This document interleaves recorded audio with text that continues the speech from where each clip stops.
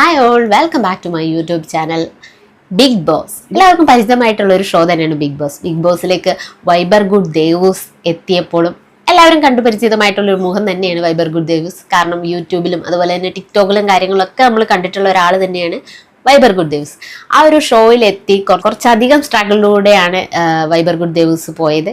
പെട്ടെന്ന് തന്നെ എന്തായാലും തിരിച്ചു വരാൻ കഴിഞ്ഞു. കാരണം അവിടെ പിടിച്ചു നിൽക്കാൻ അവർക്ക് കഴിഞ്ഞില്ല, അല്ലെങ്കിൽ ആ ഒരു റിയാലിറ്റി ഷോയിൽ അവരാവശ്യമാണോ എന്ന് നമ്മൾ ചിന്തിച്ചു. അതായത് നമ്മൾ പ്രേക്ഷകരുടെ വിധി തന്നെയാണല്ലോ ബിഗ് ബോസ് എന്ന് പറയുന്നത്. അങ്ങനെ എന്തായാലും വൈബർ ഗുഡ് ദേവൂസിന് തിരിച്ചു വരാൻ പറ്റി. പെട്ടെന്ന് തന്നെ കയ്യിലിരിപ്പുകൊണ്ട് തന്നെയാണ് എന്ന് തന്നെയാണ് പറയേണ്ടത്. എന്തായാലും അവർ വന്നപ്പോൾ ഒരുപാട് പ്രശ്നങ്ങളിലൂടെ തന്നെയാണ് കടന്നുപോയത്. അന്നത്തെ ഒരു ഇന്റർവ്യൂ നമുക്കൊന്ന് കണ്ടു നോക്കാം. എന്നെ പറഞ്ഞോട്ടെ, വിഷയമില്ല, ഞാൻ ഒരു കണ്ടസ്റ്റന്റ് ആണ്, എന്നെ പറഞ്ഞോട്ടെ. അതിന്റെ മുകളിലോട്ട് സ്പ്ലിറ്റ് ആവുന്നുണ്ട്. അവളൊരു ഹോസ്പിറ്റൽ സിറ്റുവേഷനിലേക്ക് പോണ വരെ ഈ ഒരു കമന്റ്സും കാര്യങ്ങളും വന്നിട്ടുണ്ട്. എന്തായാലും അവരുടെ മകളെ ഓർത്താണ് അവർ അന്ന് വിഷമിച്ചത്. കാരണം പല ഗോസിപ്പുകളും അന്ന് ഇറങ്ങിയിരുന്നു.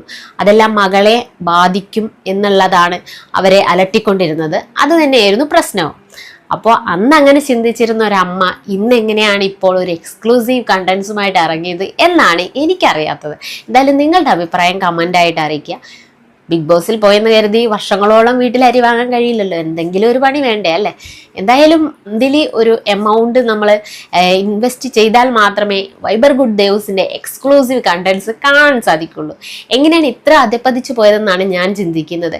കാരണം വളരെ സ്ട്രോങ് ആയിട്ടുള്ള ഒരു വുമൺ ആയിട്ടും അല്ലെങ്കിൽ ഒരു തൻ്റെടിയായിട്ടുള്ള ഒരു ലേഡി ആയിട്ടാണ് നമ്മൾ വൈബർ ഗുഡ് ദേവൂസിനെ കണ്ടിട്ടുള്ളത്. ഇത്രയും ദാരിദ്ര്യമായിരുന്നു എന്ന് പോലും നമ്മൾ ചിന്തിച്ചു പോവുകയാണ്. എന്തായാലും നിങ്ങളുടെ അഭിപ്രായം കമൻ്റ് ആയിട്ട് അറിയിക്കുക. വീഡിയോ ഇഷ്ടപ്പെട്ടെങ്കിൽ ലൈക്ക് ചെയ്യുക, ഷെയർ ചെയ്യുക, കമൻറ്റ് ചെയ്യുക. പുതിയൊരു വീഡിയോ ആയിട്ട് നമ്മൾ വീണ്ടും വരുന്നതായിരിക്കും. അതുവരെ ബൈ.